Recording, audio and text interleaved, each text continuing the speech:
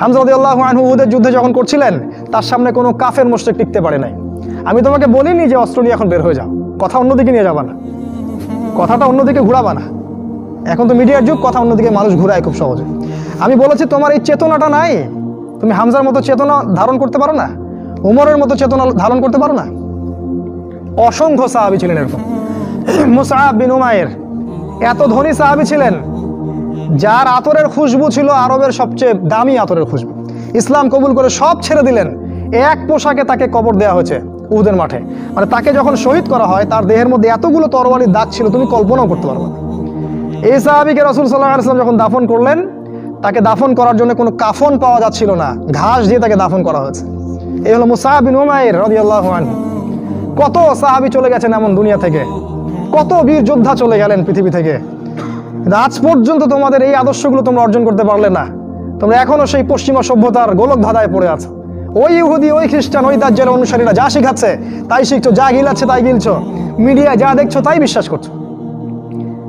আল্লাহ পাক তোমাদের সবাইকে যেন ইসলামের দিকে হেদায়েত দান করেন, ফিরিয়ে নিয়ে আসেন, আল্লাহুম্মা আমিন। কয়েকটা পয়েন্ট খালি আকারে বলছি, কি করবা তুমি এখন। এক নাম্বার, তুমি তোমার জীবনের উদ্দেশ্যটাকে ফিক্স করো। ঠান্ডা মাথায় আজকে রাতের বেলা চিন্তা করবা আল্লাহ পাক তোমাকে কি জন্য দুনিয়ায় পাঠিয়েছেন। একটু চিন্তা করবা, 1 মিনিট একটু চিন্তা করবা যে তুমি পৃথিবীতে নাই, তুমি পৃথিবীতে নাই, তুমি মারা গেছো। চিন্তা করবা তুমি মারা গেছো। এরপর চিন্তা করবা তুমি যে মারা গেছো, পৃথিবীর কারো কোনো সমস্যা হচ্ছে কিনা। তুমি যে মারা গেছো, পৃথিবী কি থেমে আছে? তোমার পরিবার থেমে থাকবে? তোমার শিক্ষা, তোমার বন্ধু বান্ধব, তোমার আত্মীয় স্বজন কেউ থেমে থাকবে? কেউ থেমে থাকবে না। তুমি পৃথিবীতে থাকো বা না থাকো, কারো কিছু আসে যাবে না। আল্লাহ পাক তোমাকে যে পৃথিবীতে রেখেছেন, একটা সুযোগ খালি দিয়েছেন, যাতে তুমি আল্লাহর দ্বীনের জন্য কিছু করতে পারো। এটাই আল্লাহ তোমার কাছে চান, আর কিচ্ছু চান না। আর কিচ্ছু আল্লাহ তোমার কাছে চান না। আল্লাহ চান তুমি একজন ভালো মানুষ হও, ভালো মুসলিম হও, এবং দ্বীনের জন্য কিছু খেদমত করে পৃথিবী থেকে বিদায় নাও। এই দিন তুমি ছাড়াও বিজয়ী হবে ইনশাআল্লাহ। তুমি থাকো বা না থাকো, এই দিন কিন্তু বিজয়ী হবেই। হয় তোমাকে নিয়ে হবে, অথবা তোমাকে ছাড়াই হবে। জীবনের উদ্দেশ্য ফিক্স করো। জীবনের উদ্দেশ্য একটাই, জান্নাত। জান্নাত পাওয়ার জন্য যা করা দরকার তাই করতে হবে। কোরআন হাদিস মেনে চলা থেকে শুরু করে আমল করা, আদব আখলাক সব কিছু এর মধ্যে চলে আসবে ইনশাআল্লাহ। আল্লাহ পাক তোমাকে পথ দেখাবেন। আগে তুমি জীবনের উদ্দেশ্য ফিক্স করো। একটা কথা বলি, সবাই তোমাদেরকে বলবে জীবনে সফল হতে হবে। অনেক কথা আমি বলছি আমার ব্যক্তিগত অভিজ্ঞতা থেকেই বলছি। আল্লাহ পাক আলহামদুলিল্লাহ, ফার্স্ট সেকেন্ড ছাড়া রেজাল্ট আমাদের হতো না। যখন থেকে আমরা বুঝতে পেরেছি যে ট্র্যাকে আমরা যাচ্ছি সে ট্র্যাকটা ভুল, সেই ট্র্যাকটা ভুল, এই বুঝটা যখন থেকে আসছে আমাদের মধ্যে, আমরা চেষ্টা করছি অন্যদেরকে আমাদের শিক্ষা দিয়ে সচেতন করার জন্য। আমরাও ভুল করেছি, ভুলের উপর ভুল করেছি। আল্লাহ পাক যেন মাফ করেন, আল্লাহুম্মা আমিন। সাফল্যের সংজ্ঞা শেখানো হতো আমাদেরকে পরিবার থেকে। সফল হতে হবে বাবা, নিজের পায়ে দাঁড়াতে হবে, বাবাকে দেখতে হবে, মাকে দেখতে হবে, অমুক তমুক ইত্যাদি ইত্যাদি। বিয়ে করবি কি নিয়ে, তোর তো কিছুই নাই, বলে নাই কথাগুলো আপনাদেরকে। চাকরি বাকরি করতে হবে, প্রতিষ্ঠিত হতে হবে। শোনো, সাফল্যের একটা সংজ্ঞা দিয়েছেন আল্লাহ কোরআনে, একটাই সংজ্ঞা, সূরা আল ইমরানের মধ্যে আছে। আজকে আমি সব ডিটেলস বলার সময় পাচ্ছি না। সূরা আল ইমরানের মধ্যে আছে, কুল্লু নাফসিন যায়িকাতুল মাউত, প্রত্যেকটা নফস মারা যাবে এবং কিয়ামতের মাঠে তাদের পুরোপুরি প্রতিদান তাদেরকে দেয়া হবে। এখানে আল্লাহ সাফল্যের সংজ্ঞা দিয়েছেন, ফামান যুহজিহা আনিন নার ওয়া উদখিলাল জান্নাহ ফাকাদ ফাজ। ওই দিন কিয়ামতের মাঠে যাকে জাহান্নাম থেকে বাঁচানো হবে আর জান্নাতে প্রবেশ করানো হবে, ফাকাদ ফাজা, এই ব্যক্তি হচ্ছে সফল। সাফল্যের সংজ্ঞা কোথায় পাইলেন? যদি আমরা জাহান্নাম থেকে বাঁচতে পারি প্রত্যেক ব্যক্তি এবং জান্নাতে যেতে পারি, সেই সফল। এছাড়া কেউই সফল না, এই পৃথিবীর কেউই সফল না, কেউ না। সে যত বড় রাষ্ট্রনেতা হোক, পণ্ডিত হোক, বিজ্ঞ হোক, পণ্ডিত কে হয় হোক, যার দাপটে সারা বিশ্ব কাঁপে, এও সফল না যদি না সে জান্নাতে যেতে পারে। কিন্তু একজন এই ভ্যান চালক, এক রিক্সা চালক, এক আমার ওই গরিব চাচা, ওই কৃষক, সে যদি হিসাব দিয়ে জান্নাতে যেতে পারে, সে সফল। তিনি সফল, তিনি আল্লাহর কাছে পছন্দের বান্দা। অতএব জীবনের উদ্দেশ্যটাকে ঠিক করে ফেলো, এটা প্রথম কাজ। দ্বিতীয় কাজ, তোমাকে জ্ঞান অর্জন করতে হবে। দ্বিতীয় কাজ, কিসের জ্ঞান অর্জন করবে? যে জ্ঞান তোমাকে আল্লাহর দিকে নিয়ে আসবে, সেই জ্ঞান অর্জন করতে হবে। কোন কোন সাবজেক্ট পড়তে হবে তোমাকে প্রথমত কোরআন পড়তে হবে, তেলাওয়াত করা শিখবে, অর্থ জানবে, আরবি ভাষা শেখার চেষ্টা করো, কোরআনের আদেশ মানো, নিষেধগুলো ছেড়ে দাও এবং কোরআনের দাওয়াত মানুষের কাছে পৌঁছে দাও। কোরআনের দাওয়াত মানুষের কাছে পৌঁছে দাও এবং কোরআনের বিধান বাস্তবায়নের জন্য আল্লাহর পথে চেষ্টা করো। আর কি সাবজেক্ট পড়তে হবে? তোমাকে হাদিস পড়তে হবে, রাসূলের হাদিস, অসংখ্য হাদিস, এগুলো পড়তে হবে তোমাকে। আর কি পড়বে? ইসলামের ইতিহাস তোমাকে পড়তে হবে। ইসলামের ইতিহাস জানবে না তাহলে হীনমন্য জাতি হবে। তুমি জানবেই না তোমার এই বাপ দাদারা ছিল সিংহ পুরুষ, তুমি এটা জানবেই না। তোমার শেকড় যে এত সিংহ পুরুষ দিয়ে ভর্তি, এটা তুমি জানোই না। এই জন্য হীনমন্যতায় ভোগো, মনে হয় যে আমাদের কেউ নাই, আমরা এতিম। জি না, আমরা এই বিশ্ব শাসন করেছি 100 বছর আগেও। 100 বছর আগেও এই পুরো বিশ্ব আমাদের হাতে ছিল। এখন যা দেখছো এরকম অতীত এরকম ছিল না। একটা ওমরের হুঙ্কারে সারা বিশ্ব কেঁপে যাইতো।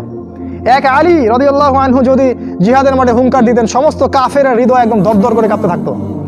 আমাদের সিংহ পুরুষ বাবারা দাদারা এরকম ছিলেন। আমরা এত হীনমন্য জাতি ছিলাম না, আজকে আমরা আমাদের পরিচয় ভুলে গেছি। ইতিহাস পড়তে হবে তোমাকে। আর কি পড়তে হবে? ইসলামের অর্থনীতি পড়বে। অর্থনীতি জানো না, তুমি হালাল হারাম বুঝতে পারবে না। ওরা তোমার সাথে প্রতারণা করে এমন হারাম ঢুকিয়ে দিবে তুমি বুঝতেই পারবে না এটা হারাম ছিল। ইকোনমিক্স পড়তে হবে, খুব ইম্পর্টেন্ট সাবজেক্ট এই জামানার জন্য। আর কি পড়তে? পলিটিক্যাল সায়েন্স, এই বিশ্ব রাজনীতি সম্পর্কে পড়াশোনা করবে, এটা গুরুত্বপূর্ণ সাবজেক্ট। এছাড়া জেনারেল লাইনে যে পড়াশোনাগুলো করছো এগুলো ভালো, আমি এগুলো পড়তে নিষেধ করিনি। আমি বলেছি এগুলোর শিকড়টা হবে ইসলামিক।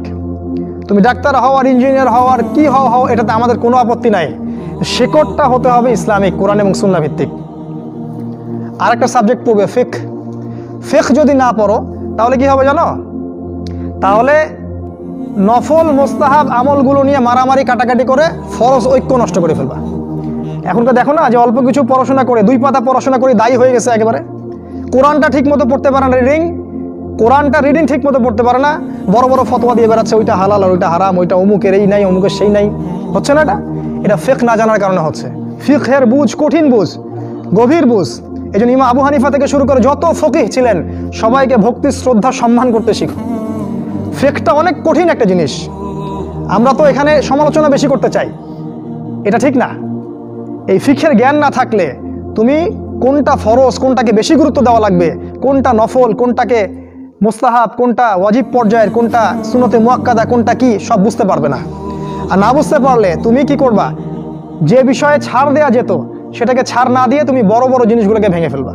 খেয়াল করে দেখবেন ছোট ছোট মাসআলাগুলোকে নিয়ে, যেগুলো ইখতিলাফি মাসআলা, যেগুলো নিয়ে সাহাবায়ে কেরামদের মধ্যে দ্বিমত ছিল, এগুলোকে নিয়েই বাংলাদেশে শত শত দল হয়ে গেছে। হয় নাই? কোন দল কি বলেছে আল্লাহ নাই? কোন দল বলে যে রাসূল নাই, কোরআন নাই, আমাদের কেবলা আলাদা, এটা বলে? সবার আল্লাহ এক, রাসূল এক, কেবলা এক, কোরআন এক, সুন্নাহ এক, সব এক। তাহলে এতগুলো দল কেন হলো? ওই যে সংকীর্ণ মানসিকতা এবং এই ফিকহের বুঝ না থাকার কারণে হয়েছে। তাই ফিকহটা পড়বে, না হলে তোমার দ্বারা উপকার না হয় উম্মার ক্ষতি হয়ে যাবে। আর 2-1টা সাবজেক্ট বলছি। জিও পলিটিক্স, ভূ রাজনৈতিক প্রেক্ষাপটটা পড়তে হবে তোমাকে। এর সাথে একটা সাবজেক্ট অবশ্যই পড়বে রাসূলুল্লাহ সাল্লাল্লাহু আলাইহি ওয়াসাল্লামের জীবনী। এই কয়েকটা সাবজেক্ট যদি পড়তে পারো, শেষ জামানায় ইনশাআল্লাহ আল্লাহ পাক তোমার হাতে পতাকা দিবেন এবং তুমি আল্লাহর দ্বীনের পতাকা বহন করবে ইনশাআল্লাহ। জ্ঞান নাই, কিচ্ছু করতে পারবে না। যদি তুমি জ্ঞান অর্জন করতে না পারো, তুমি বাতিলের মোকাবেলা করতে পারবে না। এখনকার যুদ্ধটা অস্ত্রের যুদ্ধ না, এখনকার যুদ্ধ জ্ঞানের যুদ্ধ। তুমি ওদের সাথে অস্ত্রের যুদ্ধ করে পারবে না। এখনকার যুদ্ধটা জ্ঞানের যুদ্ধ। ওটাও আসবে সামনে, যখন ইমামুল মাহদী আসবেন, সারা বিশ্ব জুড়ে মালহামা শুরু হবে, তখন মহাযুদ্ধ। এই ফিজিক্যাল স্ট্রেংথ নিয়ে, মেন্টাল স্ট্রেংথ নিয়ে, ইমানের স্ট্রেংথ নিয়ে পারবে না। জ্ঞান অর্জন করো, কারণ রাসূল সাল্লাল্লাহু আলাইহি ওয়াসাল্লামকে প্রথম আল্লাহ আদেশ করেছেন ইকরা, পড়ুন। জ্ঞান নাই, সমাজ সংস্কার করতে পারবে না। এটা 2। 3 নাম্বার হচ্ছে জ্ঞান অনুযায়ী আমল করতে শেখো দ্রুত। যতটুকু জানলা আমল করতে শেখো, আগামীকালের জন্য ফেলে রাখবে না। আজকে যা শিখেছো আজকে আমল করো। রাসূলের সুন্নাহগুলোকে গুরুত্ব দিয়ে করো। যেখানে ইসলাম প্রশস্ততা দিয়েছে সেখানে প্রশস্ততা প্রদর্শন করো, যেখানে প্রশস্ততা নাই সেখানে ওটাই মেনে চলো। ইসলাম একটা প্রশস্ত রিলিজিয়ন, এখানে অনেক কিছু প্রশস্ততা আছে, সেই প্রশস্ত ইসলাম ফলো করো, আমলগুলো করো। প্রতিদিন 5 ওয়াক্ত সালাত মসজিদে জামাতের সাথে পড়তে হবে। যখন তুমি রমাজান মাস পাবে, সওম রাখতে হবে। যাকাতের সম্পদ আসলে যাকাত দিবে। মানুষের সাথে ভালো আচরণ করতে শিখো, উম্মাহকে ঐক্যবদ্ধ করতে শিখো। কোরআনের জ্ঞান অর্জন করো, সুন্নাহর জ্ঞান অর্জন করো। এবং জানা অনুযায়ী আমল করে তুমি তোমার নিজের ভিতরে একটা পরিবর্তন নিয়ে আসো, পবিত্র হওয়ার চেষ্টা করো, সব পাপ থেকে তওবা করে ফিরে আসো, রাসূলের সুন্নাহগুলোকে গুরুত্ব দাও। A to Z, বাথরুমে যাওয়া থেকে শুরু করে তোমার জীবনের প্রতিটা ক্ষেত্রে নবীজির সুন্নাহগুলোকে তোমার উপর বাস্তবায়ন করো। নিজের উপর সুন্নাহ নাই, তুমি সমাজে সুন্নাহ বাস্তবায়ন করতে পারবে না।